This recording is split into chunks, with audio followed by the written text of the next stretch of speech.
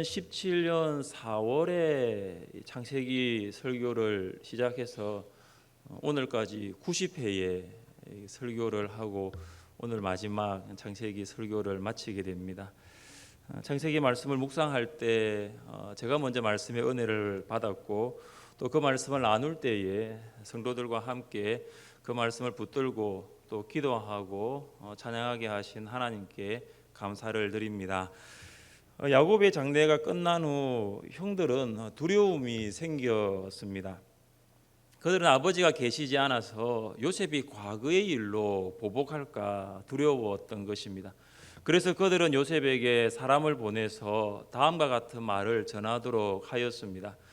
당신의 아버지가 돌아가시기 전에 명령하여 이르시기를 너희는 이같이 요셉에게 이르라 내 형들이 내게 악을 행하였을지라도 이제 바라건대 그들의 허물과 죄를 용서하라. 당신의 아버지가라는 대목에서는 이것이 야곱의 유언처럼 보입니다. 형들은 아버지가 돌아가시기 전에 내 형들이 내게 악을 행하였을지라도 그들의 허물과 죄를 용서하라고 이 유언을 했다는 말을 했습니다. 그러나 이것은 야곱의 유언이 아니라 형들이 꾸며낸 거짓말입니다. 형들이 요셉의 보복을 얼마나 두려워했으면 아버지의 유언을 빌어 실제로 하지도 않은 말을 하였을까요? 그래서 요셉이 이 말을 들었을 때에 마음이 아파서 울었습니다. 형들은 사람을 보내 요셉의 반응을 살펴보고 난 다음 그들이 직접 요셉에게 와서 엎드리면서 용서를 구했습니다. 우리는 당신의 종들이니이다. 그들은 그들 스스로가 종으로 자청한 것입니다. 요셉은 이런 형들의 모습에 또 마음이 너무 아팠습니다. 형들이 요셉에게 종들이라고 표현한 것은 이번이 처음이 아닙니다. 가나안에 양식이 없어 애굽에 와서 총리 요셉을 만났을 때 형들은 종들이라고 그들 자신을 표현했습니다. 요셉이 형들에게 정탐꾼이라고 계속 추궁할 때 그들은 이렇게 말했습니다. 당신의 종들은 곡물을 사러 왔습니다. 요셉이 형제들을 여러 가지로 추궁할 때 특히 베냐민의 자루에서 언잔이 발견되었을 때 유다가 다른 형제들을 대표해서 과거의 죄를 이렇게 고백했습니다. 우리가 내 주께 무슨 말을 하오리까? 무슨 설명을 하오리까? 우리가 어떻게 우리의 정직함을 나타내리까? 하나님이 종들의 죄악을 찾아내셨으니 우리와 이 잔이 발견된 자가 다 내 주의 노예가 되겠나이다. 형들의 이 죄의 고백은 요셉의 용서를 가능하게 만들었습니다. 요셉은 이제 형들이 그들을 돌아보고 죄를 고백하는 것을 보면서 용서하였습니다. 형들 특히 유다가 베냐민에 대한 사랑과 헌신의 모습을 보여주었을 때 요셉은 자신의 정체를 밝히기까지 했습니다. 이것 또한 요셉이 지난날에 과거에 형들이 했던 모든 죄에 대해 용서했다는 증거가 될 수 있습니다. 만약에 요셉이 형들의 과거의 죄를 용서하지 않았다면 그들은 형들에게 자신이 요셉이라는 사실을 밝히지 않고 계속해서 형들의 죄를 추궁하거나 심판할 수 있었을 것입니다. 그러나 오히려 요셉은 충격과 두려움에 쌓인 형들을 위로하였습니다. 내게로 가까이 오소서. 나는 당신들의 아우 요셉이니 당신들이 애굽의 판자라. 당신들이 나를 이곳에 팔았다고 해서 근심하지 마소서. 한탄하지 마소서. 요셉은 형들의 죄를 용서했습니다. 그리고 17년이라는 시간이 흘렀습니다. 오늘 본문은 17년이라는 시간이 흐르고 난 다음 이야기입니다. 요셉은 자신을 애굽의 노예로 팔아넘긴 형들의 죄에 대해서 더 이상 생각하지 않았습니다. 이미 그들의 모든 죄를 용서해 버렸기 때문입니다. 그런데 무엇이 문제입니까? 형들은 아직도 자신들이 지었던 그 죄에 대한 용서, 그 용서에 대한 확신을 가지고 있지 못한 것입니다. 형들은 생각했습니다. 아버지가 살아생전에는 요셉이 아버지 때문에 보복을 하지 않았지만 이제 아버지가 계시지 않으니 요셉이 반드시 보복할 것이다. 요셉은 분명히 형들을 용서해 주었지만 형들은 용서를 확신하지 못했습니다. 그들 안에 여전히 죄로 인한 죄책감이 깊이 뿌리 내리고 있었던 것입니다. 사랑하는 성도 여러분, 요셉의 용서를 확신하지 못하는 형들의 모습에서 하나님의 용서를 확신하지 못하는 우리의 모습을 발견할 수 있지 않습니까? 하나님은 예수님을 십자가에 달려 돌아가게 하심으로 우리의 모든 죄를 용서해 주셨습니다. 단번에 십자가에 죽으신 예수님에 대한 믿음은 죄에 대한 영원한 용서가 되는 것입니다. 히브리서 저자는 유대교 전통 가운데 살았던 그리스도인들에게 예수님의 단번의 죽음이 영원한 속죄를 이루었다고 여러 번 강조했습니다. 왜냐하면 그들이 예수님의 십자가를 믿음으로 죄 용서를 받았지만 다시 율법으로 돌아가려고 했기 때문입니다. 우리 같이 한번 말씀을 읽어보겠습니다. 제사장마다 매일 서서 섬기며 자주 같은 제사를 드리되 이 제사는 언제나 죄를 없게 하지 못하거니와 오직 그리스도는 죄를 위하여 한 영원한 제사를 드리시고 하나님 우편에 앉으사 그 위에 자기 원수들을 자기 발등상이 되게 하실 때까지 기다리시나니 그가 거룩하게 된 자들을 한 번의 제사로 영원히 온전하게 하셨느니라. 아멘. 율법에 기록된 율법의 제사는 죄를 영원히 용서할 수 없습니다. 그러나 예수님은 십자가에서 단번에 죽음으로써 영원한 속죄를 이루신 것입니다. 우리가 십자가에 죽으신 예수 그리스도를 믿을 때 하나님은 우리에게서 어떤 죄도 아무런 죄도 찾지 않으십니다. 왜냐하면 우리의 모든 죄가 용서받았기 때문입니다. 제자훈련 과정 중에 이 부분을 공부하게 됩니다. 그때 함께 나누는 예화가 하나 있습니다. 아버지가 아들과 함께 목욕탕에 갔습니다. 아버지는 이 아들의 몸 구석구석 빠짐없이 머리부터 발끝까지 아주 깨끗하게 씻어 주었습니다. 다 씻어 주었어요. 그런데 이 아들이 다른 사람에게 가는 거예요. 다른 사람에게 가가지고 아직 덜 씻은 부분이 있으니 몸을 더 씻어 달라고 하는 것입니다.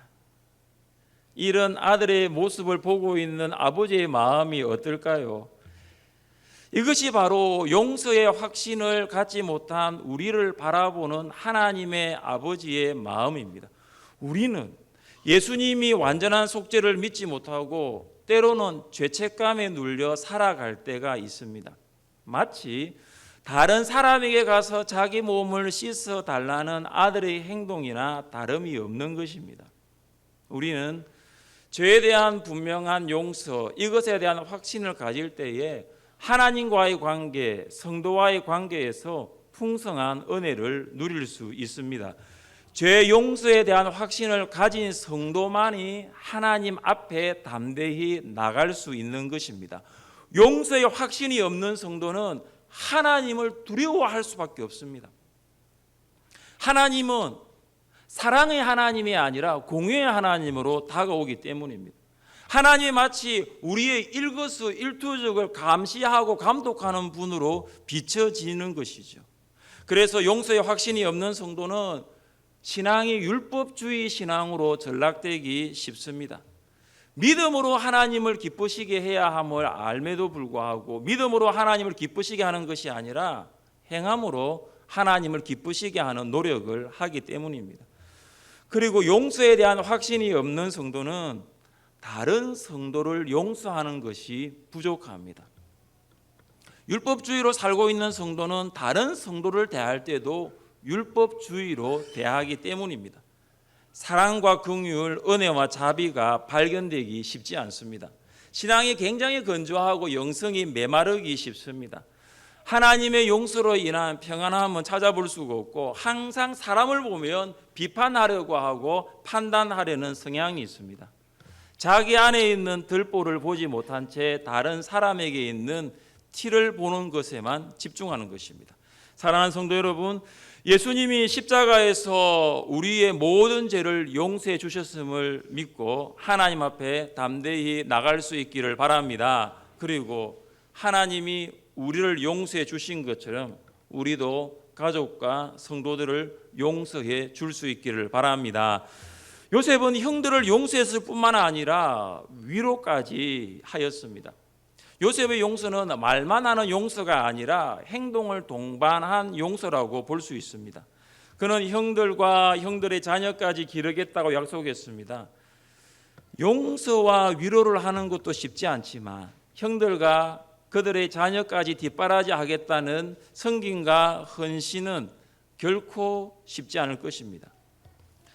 피해자인 요셉이 가해자인 형들에 대하여 이렇게 용서하고 위로할 수 있고 섬기고 헌신할 수 있었던 이유가 무엇일까요? 용서했을 뿐만 아니라 행동으로 섬기겠다고 행동으로 헌신하겠다고 할 수 있는 이유가 과연 무엇일까요? 우리가 함께 20절 말씀을 같이 한번 읽어보겠습니다. 당신들은 나를 헤아려 하였으나 하나님은 그것을 선으로 바꾸사 오늘과 같이 많은 백성의 생명을 구원하게 하시려 하셨나니. 요셉은 그의 삶 속에서 하나님의 인도하심을 발견했습니다. 하나님은 악을 선으로 바꾸셨습니다. 형들이 요셉을 구덩이에 넣어 죽이려고 했습니다. 그들은 요셉을 이스마엘 상인에게 팔았습니다. 요셉은 형들에게 살려달라고 애걸했습니다. 그러나 하나님은 그 악과 그 고난을 선으로 만들어 주셨습니다. 이것은 하나님이 어떤 분이신가, 하나님의 성품에 기초한 고백입니다. 왜냐하면 하나님은 선하신 분이시기 때문입니다. 시편 성도는 하나님의 성품을 이렇게 찬양했습니다. 할렐루야, 여호와께 감사하라. 그는 선하시며 그 인자하심이 영원함이로다. 우리가 하나님께 감사해야 할 이유, 그것은 하나님이 선하시기 때문입니다. 하나님의 선하심을 믿는 성도는 고난 가운데서도 감사할 수 있는 것입니다. 형통할 때만 감사하고 고난이 있을 때 원망하는 성도는 하나님이 누구신가를 아직 알지 못하고 있는 것입니다. 건강할 때만 감사하고 병들었을 때 원망하는 성도는 하나님의 선하심을 아직 경험해 보지 못했기 때문입니다. 성공할 때만 감사하고 실패할 때 원망하는 성도는 신앙생활을 하고 있지만 어떤 하나님이 과연 누구신가를 알지 못하기 때문이에요. 그래서 다윗은 우리에게 이렇게 권면합니다. 너희는 여호와의 선하심을 맛보아 알지어다. 경험하라는 거예요. 교회만 다니지 말고 경험하라는 거예요. 하나님의 선하심을 맛볼 것을 권면하고 있는 것입니다. 다윗이 우리에게 하나님의 선하심을 맛보라고 권면할 때 배경이 무엇이었습니까? 다윗은 사울을 두려워하여 가드 왕 아기스에게 도망쳤습니다. 아기스의 신하들이 왕에게 이렇게 말합니다. 저 사람은 블레셋 장수 골리앗을 죽인 다윗입니다. 다윗은 아기스 왕의 신하들의 말을 들었을 때 큰 두려움이 몰려왔습니다. 그래서 다윗은 그들 앞에서 미친 척했습니다. 대문짝을 거적거리면서 침을 수염에 흘렸습니다. 여러분, 다윗입니다. 다윗이 얼마나 두려웠으면 그가 미친 사람처럼 행동했을까요? 사람은 두려운 일을 만나면 참 평소에 하지 않는 행동이 이렇게 나타나는 것 같습니다. 그러나 그는 고백하기를 내가 아기스 왕의 주는 그 두려움에서 벗어날 수 있었던 것은 하나님의 선하심을 맛보았기 때문이라고 그는 고백하고 있습니다. 다윗은 블레셋 진영에서 아기스와 그의 신하들에 의해 죽임을 당할 수 있었지만 결국 구원을 받았습니다. 다윗은 우리에게 권면합니다. 두려움에서 벗어나 평안을 얻을 수 있는 길, 고난이 변하여 형통이 되는 비결, 그것은 하나님의 선하심을 맛보는 것입니다. 요셉은 그의 삶에서 고난을 선으로 바꾸시는 하나님을 경험했습니다. 여러분, 요셉의 삶과 우리의 삶을 한번 비교해 보십시오. 아마 우리는 요셉과 같은 고난을 겪지 않았을 것입니다. 요셉은 가장 최악의 순간에서도 가장 최선으로 인도하시는 하나님을 만난 것입니다. 인생에서 만나는 최악의 고난이라 할지라도 하나님은 그것을 선으로 바꾸십니다. 사도 바울은 다메섹에서 부활하신 예수를 만난 후 그의 삶은 항상 맑고 쾌청하지만은 않았습니다. 먹구름이 끼어 흐린 날도 많았고 어두운 날도 많았습니다. 계획대로 되지 않아서 여러 번 계획을 수정한 적도 있습니다. 그리고 자신의 계획을 내려놓고 하나님의 계획을 순종하면서 간 곳에는 더 큰 고난이 있었던 것입니다. 내일의 안전을 알 수 없는 오늘을 살았던 바울은 마치 가시밭길 같은 인생길을 걸었던 것입니다. 그런 바울이 우리에게 권면하는 말씀이 있습니다. 우리 같이 한번 읽어보겠습니다.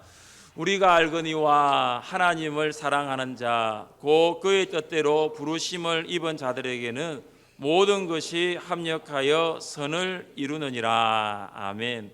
사랑하는 성도 여러분, 모든 것을 합력하여 선을 이루시는 하나님을 경험하기를 원하십니까? 하나님을 사랑하십시오. 하나님의 뜻대로 하나님의 부르심대로 살아가십시오. 하나님을 사랑할 때 고난을 만나도 하나님의 뜻과 부르심 안에서 고난을 만나도 계속해서 하나님을 사랑하는 것에 머무르시고 하나님의 부르심 앞에 순종하십시오. 그때 우리는 합력하여 선을 이루시는 하나님을 만나게 될 것입니다. 선을 이루시는 하나님을 통하여 현재의 고난은 감사 제목이 될 것이고 현재의 기도 제목은 우리의 간증이 될 것입니다. 요셉은 110세를 사는 동안 자손 3대를 보고 손자 마길의 아들들을 양자로 드렸습니다. 야곱이 그의 아들들에게 유언한 것처럼 요셉은 그의 형제들에게 이렇게 유언했습니다. 나는 죽을 것이나 하나님이 당신들을 돌보시고 당신을 이 땅에서 인도하여 내사 아브라함과 이삭과 야곱에게 맹세하신 땅에 이르게 하시리라.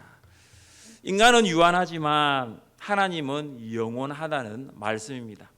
요셉이 그의 형들과 형들의 자녀를 돌보는 것은 분명히 한계가 있습니다. 그러나 요셉은 그들에게 말합니다. 영원하신 하나님이 당신들을 돌보실 것입니다. 하나님의 돌보심은 형들을 애굽에서 풍요롭게 살게 하는 것이 아닙니다. 하나님의 돌보심은 애굽에서 인도하여 약속의 땅 가나안에 이르게 하시는 것입니다. 그래서 요셉은 형들에게 가나안으로 당신들이 갈 때 나의 해골도 가져갈 것을 마지막으로 당부했습니다. 요셉은 17세의 나이에 애굽에 와서 약 100년을 살면서 애굽에서 누릴 수 있는 모든 것은 다 누렸을 것입니다. 아마 여한이 없었을 것입니다. 그러나 요셉은 애굽의 번성을 바라보지 않고 약속의 땅 가나안을 사모하며 살았습니다. 요셉은 출애굽과 가나안 땅에 대한 하나님의 약속을 잊지 않았습니다. 야곱의 장래와 마찬가지로 요셉의 유언을 통하여 우리가 알 수 있는 것은 성도는 이 땅에 소망을 두는 사람이 아니라 본향을 사모하는 사람이라는 것입니다. 우리는 세상이 아니라 하나님의 나라 천국을 소망하는 사람입니다. 세상의 번영과 부요에 대한 욕망에 사로잡혀 하나님의 나라를 잊은 채 살아가고 있지는 않습니까? 매일의 삶에서 하나님 나라를 생각하지 않고 일상의 삶 가운데 하나님의 나라를 소망하지 않으면 우리가 구원받은 성도라 할지라도 실제로는 세속적인 성도로 살아갈 수밖에 없습니다. 가을 특별 새벽 기도를 앞둔 시점에서 지난 6주간의 여름 방학을 한번 돌아보시기를 바랍니다. 우리가 방학 동안에 살았던 삶이 정말로 세상과 세상의 욕망에 우리의 마음과 우리의 시선이 향해 있지는 않았습니까? 하반기 사역을 시작하면서 다시 우리의 시선이 세상과 세상의 욕망으로부터 하나님과 그분의 나라로 옮겨질 수 있기를 바랍니다. 우리의 시선이 하나님 나라로 옮겨지지 아니하면 우리는 계속해서 이 세상 나라에 우리의 소망을 둘 수밖에 없습니다. 사랑하는 성도 여러분, 창세기는 요셉의 죽음으로 끝납니다. 그러나 그의 죽음은 약속의 땅 가나안을 소망하는 죽음이었습니다. 아브라함, 이삭, 야곱 그리고 요셉은 한결같이 약속의 땅 가나안을 소망하며 살았습니다. 창세기 설교를 마무리하면서 여러분에게도 하나님의 나라 천국을 소망하며 살아갈 수 있기를 바랍니다. 우리가 살아가고 있는 이 세상은 영원하지가 않습니다. 그러나 하나님은 우리에게 이미 영원한 하나님의 나라를 소망할 수 있도록 우리에게 허락하셨습니다. 비록 내가 세상에 살아가고 비록 우리가 세상 가운데 살아간다 할지라도 우리에게 허락하신 하나님의 나라, 그 영원한 천국을 소망하며 살아갈 수 있기를 주님의 이름으로 축복합니다. 같이 이 시간